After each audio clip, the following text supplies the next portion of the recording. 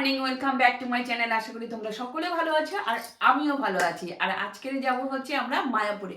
হঠাৎ করে ঠিক হয়ে গেলাম মায়াপুর যাব, তার যাই হোক পুণ্যস্থান চলে যাই আমরা। আর তোমরা যারা হাওড়া থেকে যাবে কাটোয়া লোকাল ধরে নবদ্বীপে নামবে, আর যারা শিয়ালদা থেকে যাবে তারা নামবে হচ্ছে কৃষ্ণনগর লোকাল ধরে কৃষ্ণনগরে নামবে। তো চলো তারপরে কোথা থেকে যাব সেটা তোমাদের আস্তে আস্তে বলে দিচ্ছি। চলো, আজকের গন্তব্যস্থল হচ্ছে মায়াপুর। আমরা চলে এলাম ঢাকুরিয়া স্টেশনে। যেহেতু আমাদের বাড়ির সামনে ঢাকুরিয়া স্টেশন, এখান থেকে ভোর 5:15 আমাদের ট্রেন ছাড়লো। দেখো আমাদের ট্রেন চলে এলো, আর ট্রেনে করে চলে যাব হচ্ছে শিয়ালদা। আমরা শিয়ালদাতে চলে এসেছি, এখন যাব কৃষ্ণনগর লোকাল ধরতে। চলো, আর আমরা এখান থেকে উঠবো কৃষ্ণনগর লোকাল। ট্রেনের টাইম হচ্ছে 6:10। তো গিয়ে নামবো হচ্ছে কৃষ্ণনগরেই। তো আমাদের কৃষ্ণনগর লোকাল ট্রেন একদম এই যে এসে গেছে, উঠেও গেছি, জায়গা পেয়ে গেছি। প্রচুর ভিড় রয়েছে, ধাক্কাধাক্কি হচ্ছে। চলো গিয়ে পরে আবার স্টেশনে নেমে গিয়ে তোমাদের সাথে কথা বলবো। হ্যাঁ চলো, প্রচুর ভিড় হয়েছে, উঠে গেছি অবশ্য সব লোক। ট্রেনটা আমাদের 6:12 ছেড়ে দিল, এখন কারেক্ট টাইমে ছেড়ে দেয়, 2 মিনিট লেট।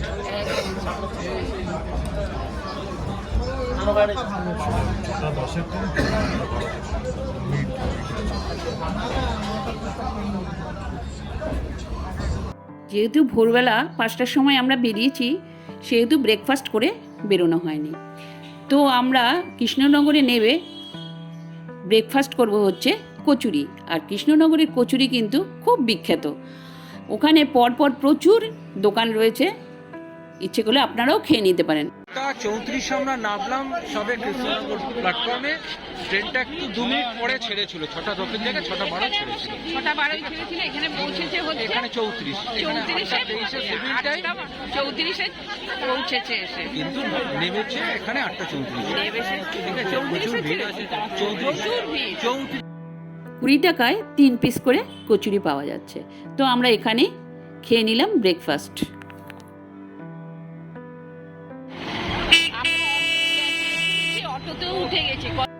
তো খাওয়া দাওয়ার পরে এখানে অটো, টোটো, বাস সবই পাওয়া যাচ্ছে ঘাট পর্যন্ত। তো পার হেড 35 টাকা করে আমাদের পড়লো টোটো ভাড়া। আমরা হচ্ছে হুলোর ঘাটে এসে পৌঁছে গেছি। দেখে বাপরে প্রচুর অটো এখানে। চলো এবার যাই এই গলি দিয়ে।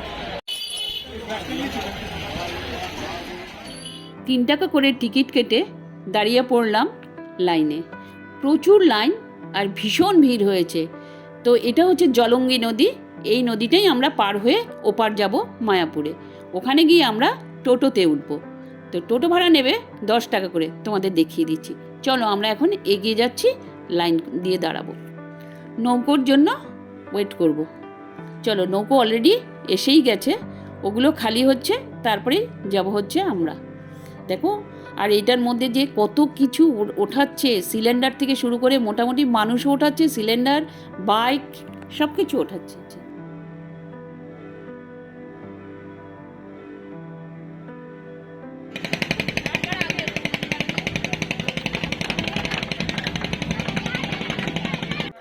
তো আমরা নৌকোয় এবার উঠে গেছি। এই যে নদীটা, এই নদীটা পার হতে হবে, আর 3 টাকা করে হচ্ছে টিকিট নিচ্ছে। এটা হচ্ছে জলঙ্গি নদী।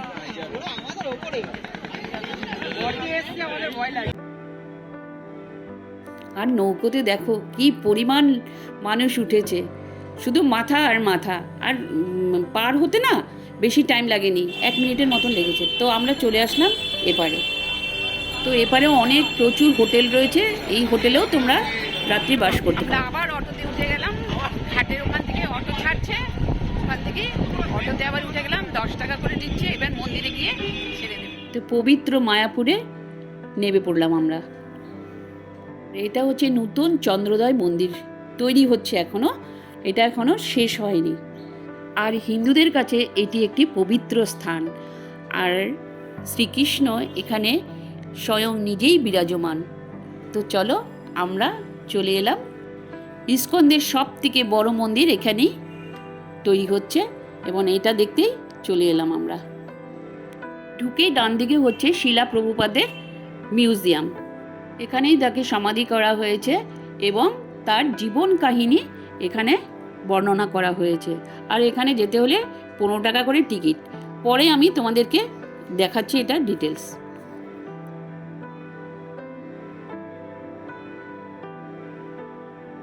তো এই বোর্ডের মধ্যে কখন কখন আরতি হয় সেই টাইমটা দেওয়া আছে, তোমাদেরকে দেখিয়ে দিলাম, তোমরা একটু পজ করে দেখে নিও।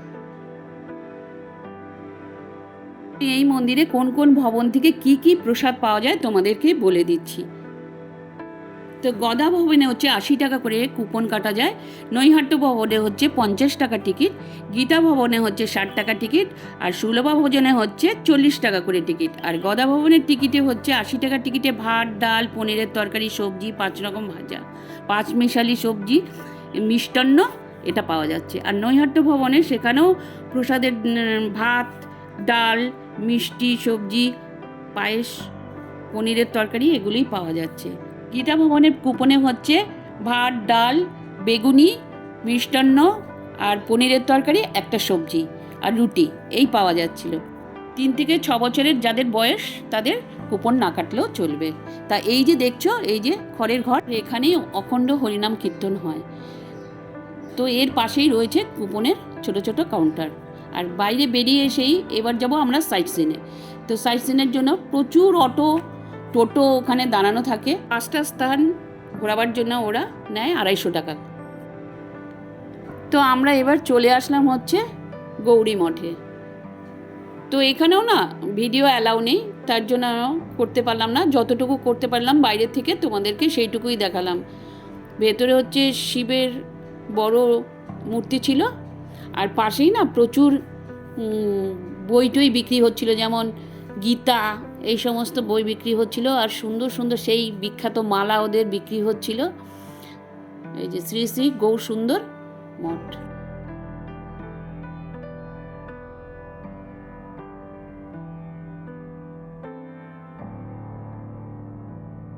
এখানে নানান রকম ঠাকুরের বই বিক্রি হচ্ছিল। তো ওখান থেকে আমাদের গীতা নেওয়া হলো, বাংলাতেই অনুবাদ করা রয়েছে সেটাই নেওয়া হলো।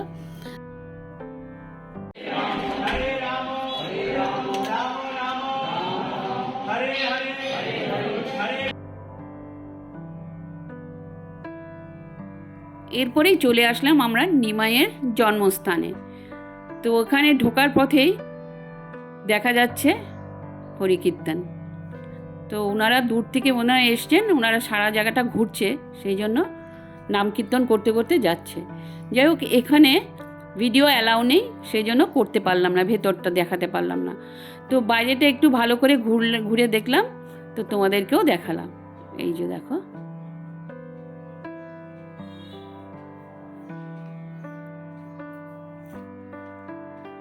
প্রচুর লোক এসছে, রোববার ছাড়া তোমরা আসবে। আর এটা হচ্ছে ভক্তি বিনোদ স্মৃতি মঠ। এই মঠেতে দেখো, এখানেও নাম কীর্তন হয়, ভজন হয়, আর প্রচুর গোলাপ ফুল। যেহেতু শীতের দিন সেহেতু প্রচুর গোলাপ ফুল, গোলাপের সমারোহ একদম ফুটে রয়েছে ভীষণ সুন্দরভাবে, মানে ফুলের ফুল।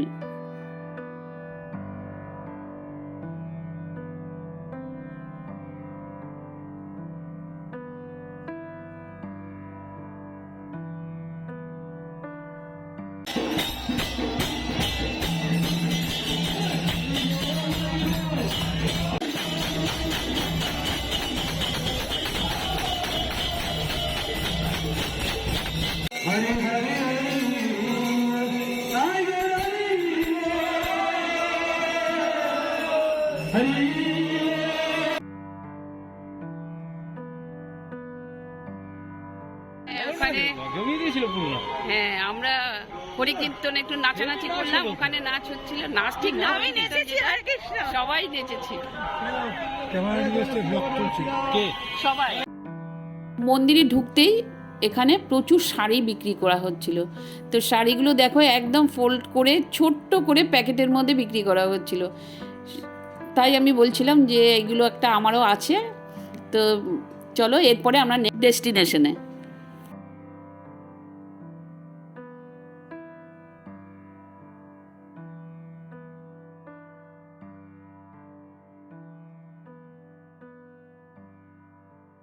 আমরা চলে এলাম শ্রী চৈতন্য মহাপ্রভুর মঠে। এখানে ভিডিও ভেতরে অ্যালাউ নেই, বিগ্রহ আমি তোমাদেরকে দেখাতে পারবো না, তো ভিতরে যাচ্ছি, যতটুকু পারবো শেয়ার করে দেব।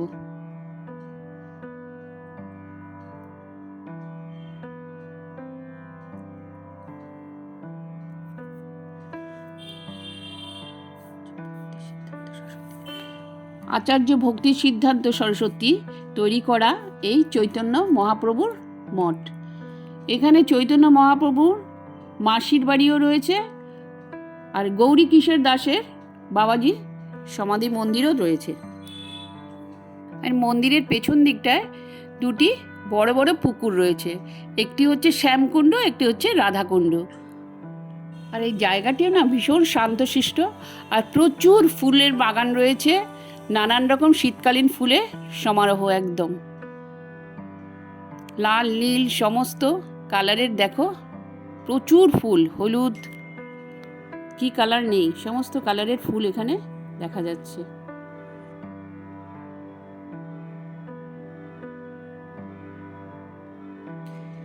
এই পুকুরে বড় বড় মাছও আছে, আর এটি পবিত্র স্থান বলে মানা হয়। আর কি বলতো, এই যে ভদ্রলোক বসে আছেন, এই ভদ্রলোক মাছের খাওয়ারও বিক্রি করে, তো তোমরা চাইলে এখানে মাছ খাওয়ারও দিতে পারো। এই দেখো ভীষণ বড় বড় মাছ রয়েছে, এই যে প্রত্যেকে এসে খাবার দিচ্ছে, দেখো ভেসে বেড়াচ্ছে জলের মধ্যে খাবার, আর মাছগুলো এসে জড়ো হচ্ছে, খাবার খাচ্ছে।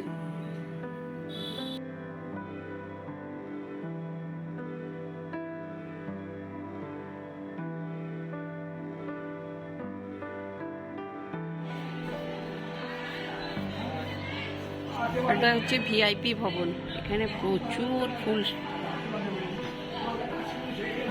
দেখো ডালিয়া ফুলগুলোর সাইজগুলো শুধু দেখো কি অপূর্ব, হ্যাঁ সাইজগুলো দেখো কি সুন্দর রিয়েলি। এরপরেই চলে এলাম আমরা গোবর্ধন পর্বতের দিকে। তো এটা একটা মডেলের তৈরি করে রেখেছে, তো মডেলটা আমরা চারিদিক প্রদর্শন করলাম। এখানে একজন ছিলেন, উনি বললেন চারিদিক নিয়ে এটাকে ঘুরতে হয়। যাই হোক আমরা চারিদিক ঘুরলাম, আর এখানে সবাই গাঁদা ফুলের মালা দিচ্ছিল দেখলাম। তারপরে আমরা চলে এলাম রাধাকুণ্ড শ্যামকুণ্ড। এখানে হচ্ছে প্রচুর মাছ আছে, এখানে এটাকে পবিত্র বলে মানা হয়। আমাদের ঘোরা হয়ে গেল, আমরা ঘুরে এখন ভবনের দিকে যাচ্ছি, মন্দিরের দিকে। আমরা গীতা ভবনে গিয়ে নেমে পড়বো, এখানে 4 নম্বর গেটটাতে নামবো, তাহলে ওখানে গীতা ভবন রয়েছে, ওখানে আমাদের। ঘোরার পরে আমরা মহাপ্রসাদ নেওয়ার জন্য খুব ফাস্ট আমরা ঘুরে নিয়ে চলে এলাম। আর আমাদের কুপন কাটা ছিল গীতা ভবনের। দেখো গীতা ভবনে প্রত্যেকটা ভবনের কিন্তু আলাদা আলাদা রান্নাঘর রয়েছে, তো প্রত্যেকটা রান্নাঘরে এই যে রান্না হচ্ছে, দেখো এই যে কাঠ, আর এই যে এখানটায় এই ভেতরটাতে রান্না হচ্ছে, তো তোমাদেরকে একটু শেয়ার করে দিলাম। এই দেখো প্রচুর কাঠ, এই যে। তো এই রাস্তাটা দিয়ে আমাদের ভবনে যেতে হয়। এই দেখো এটা হচ্ছে গীতা ভবন, তো এই গীতা ভবনের এই পাশটা দিয়ে যাব। আর গীতা ভবনের যাওয়ার রাস্তাটাতে প্রচুর ফুল, প্রচুর ফুল, মানে জীবন সার্থক হয়ে যাবে এরকম একটা ব্যাপার, জানো তো, এত ফুল দেখাচ্ছে। আর শীতের দিন, তো শীতের দিনে একটু বেশিই ফুল হয়, তো আমি তোমাদেরকে আরেকটু শেয়ার করে দিলাম। দেখো প্রচুর ফুল। তো আমরা এবার যাচ্ছি হচ্ছে লাইন দিতে। তো এটার কুপনের প্রাইসটা হচ্ছে 60 টাকা, আর 60 টাকাতে আমাদের প্রসাদ দিচ্ছে হচ্ছে ভাত, ডাল, 2 রকমের তরকারি, আর হচ্ছিল রুটি, বেগুনি, পায়েস। এই যে এখানে মাটিতে বসে খাওয়ার সিস্টেম রয়েছে, আবার এদিকে যারা বয়স্ক লোক তাদের চেয়ার টেবিলও রয়েছে। তো মহাপ্রসাদ এসে যাচ্ছে, এই যে দেখো এই সাইডটাতে সমস্ত মহাপ্রসাদ রাখা হয়েছে, আর আমরা এই দিকটায় বসে পড়লাম। তো মাটিতে বসে মহাপ্রসাদ নিতে ভীষণই ভালো লাগে। এখন প্রসাদ নিতে বসে গেছি, আর এই দেখো সবাই লাইন দিয়ে বসেছি। ওখানে বসে খাওয়ারও ব্যবস্থা আছে, কিন্তু আমরা বসে খাচ্ছি না, আমরা মাটিতে বসেই খাবো, মহাপ্রসাদ দিচ্ছি যেহেতু।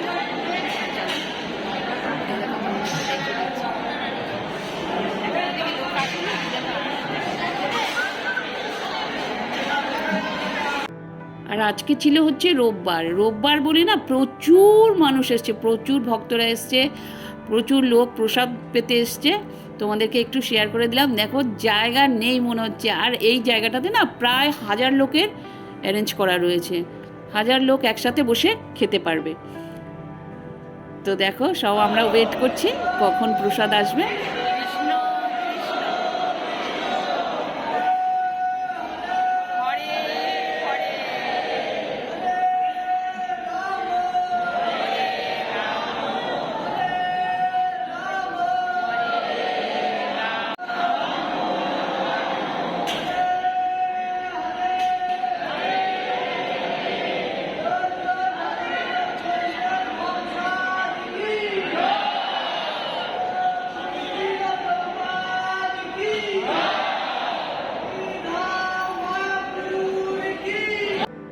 তো প্রসাদ দেওয়া শুরু হয়ে গেছে অলরেডি, আর ওই দেখো আসছে।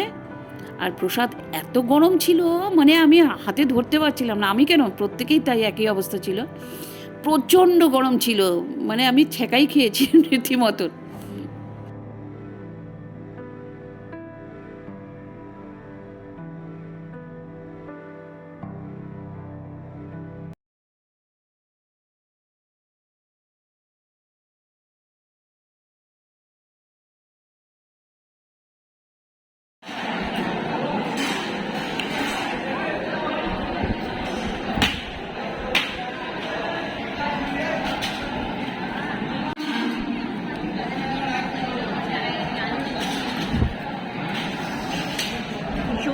ভীষণ গরম, তরকারিটা প্রচণ্ড গরম, বেগুনিটা ঠান্ডা, কিন্তু ভালোই হবে আশা করি। ডাল পড়ে গেল। প্রসাদ নেওয়ার পর নিজের পাতা কিন্তু নিজেকেই ফেলতে হবে। তো চলো এখানে আমরা ফেলে দিচ্ছি। খাওয়া দাওয়া কমপ্লিট, এবার আমরা ভেতরটা গোশালাতে যাব। চলো তোমাদেরকে দেখাবো গোশালায় কি কি আছে। ওই দেখো কত লোক, সব খাওয়া দাওয়া ওনাদের হয়ে গেছে, অন্য প্রসাদ নেওয়া।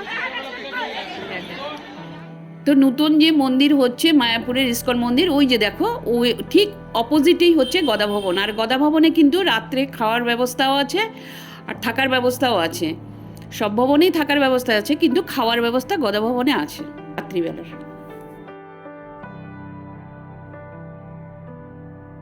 তো মন্দির থেকে গোশালাটা অনেকটাই দূরে, এই দেখো ওখানে যাওয়ার জন্য টোটোও আছে আর গরুর গাড়িও আছে। তো তোমরা টোটো করেও যেতে পারো, গরুর গাড়ি করেও যেতে পারো, পার পার্সন হচ্ছে 10 টাকা করে নিচ্ছে। তো আমরা চলে আসলাম গোশালাতে। চলো গোশালার ভেতরে ঘি, মধু, লস্যি, এই সমস্ত দই এগুলো বিক্রি হচ্ছে। তোমরা চাইলে এখান থেকে কিনেও নিতে পারো, আবার ওখানে বসে লস্যি টস্যি এগুলো খেতে পারো। এই দেখো প্রচুর বড় এলাকা জুড়ে এই গোমাতারা রয়েছেন। আর এদের খাদ্য হচ্ছে এই যে পাশে রয়েছে, তোমরা ইচ্ছে করলে খাওয়ার ওখানে বিক্রি হচ্ছে, সেগুলো কিনেও গোমাতাদের খাওয়াতে পারো। আর ইনার শিং দেখো, তার জন্য তোমাদের দেখানোর জন্য ছবিটা তুলেছি। কি বিভৎস, কি বিশাল, তাই না বলো? আমরা গোশালা দেখে অটো করে আমরা যাচ্ছি মন্দিরেতে, কারণ অনেকটা হাঁটতে হয় মন্দির থেকে। আমরা এখন ঠিক মন্দিরের উল্টো দিকে বসে আছি, আর খাওয়া দাওয়া হয়ে গেছে। আর মন্দির তো 4টে ছাড়া খুলবে না, আর মন্দির 4টের সময় খুললে আমরা ওখানে ভেতরে যাব। সেই জন্য এখানে দেখো, এখানে বড় জায়গা করা আছে, ফ্যান ট্যান লাগানো আছে, এখানে বসে ওয়েট করছি। চলো আবার পরে তোমাদের সাথে দেখা করছি, ঠিক আছে? তো এই দেখো নতুন মন্দির এখনও কিন্তু কমপ্লিট হয়নি, আর এখানে এই যে দেখাচ্ছে কাজ এখনও চলছে। ওরা বলছে 2024-এ মোটামুটি এটা খুলে দেবে, তার জন্য কিছু ডোনেশন দিতে হচ্ছে। তো 50 টাকা দিলেও হবে। তো ওইখানটায় একটা কুপন মতন দিচ্ছে, সেটা নিয়ে গাইড আছে, সে নিয়ে ভেতরটা ঢুকিয়ে দেখাচ্ছে। এরপরে চলে এলাম আমরা শিলা প্রভুপাদের মিউজিয়ামে। এখানে তার সমাধিস্থলে রয়েছে, আর এখানে তার সমাধি রাখা আছে। এটার ভেতরে বিশাল বড় তার একটা স্ট্যাচু আছে, আর ওনার জীবন কাহিনী এখানে বর্ণনা করা হয়েছে। আর 15 টাকা করে টিকিট রয়েছে। তো তো এটার ভেতরে ভীষণ সুন্দর মানে জায়গা, আর দেখার মতন অনেক কিছু রয়েছে। ভেতরে প্রসাদও দেওয়া হচ্ছে।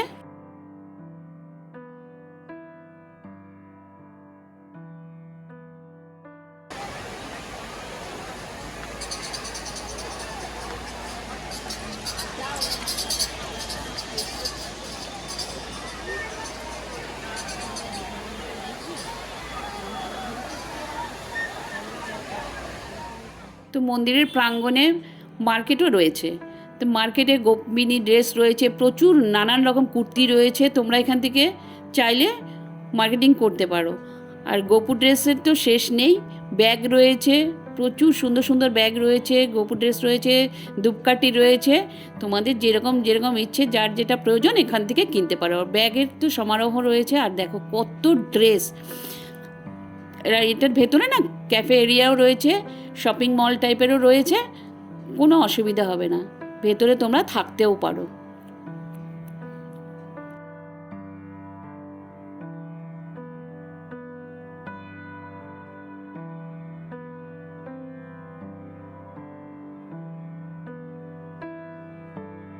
মায়াপুরের ইস্কন মন্দির আমাদের ঘোরা হয়ে গেল।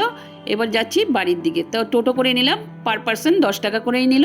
আর এবার যাব হুলোর ঘাটে, ওখানেও 3 টাকা করে নিয়েছে ওপার হতে। নৌকোতে উঠে গেছি, ওই পারে যাব। এই দেখো নৌকা উঠে গেছি, তারা দেখো।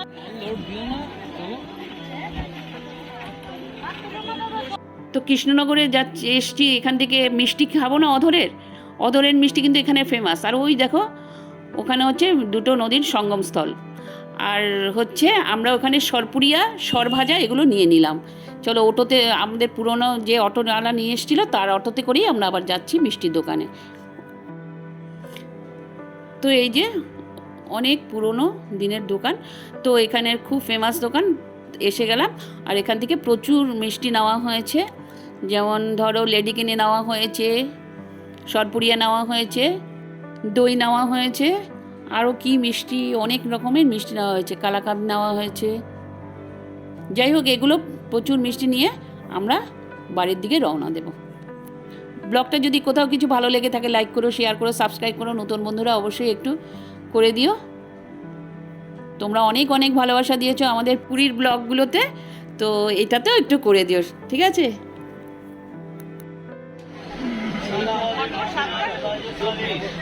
7:24 ট্রেনটা আমরা পেয়ে গেছি, এটাতেই আমরা এখন ব্যাক করবো। চলো সবাই, আর ভীষণ আওয়াজ হচ্ছে তো এখন কথা বলতে পারছি না, বাড়িতে গিয়ে কথা বলবো। তো ব্লগটা আমি এখানেই শেষ করছি, আবার নতুন ব্লগের সাথে তোমাদের সঙ্গে দেখা হবে, ঠিক আছে? টাটা, গুড নাইট, ভালো থেকো, সুস্থ থেকো। আমরা ট্রেনে অলরেডি উঠে গেছি।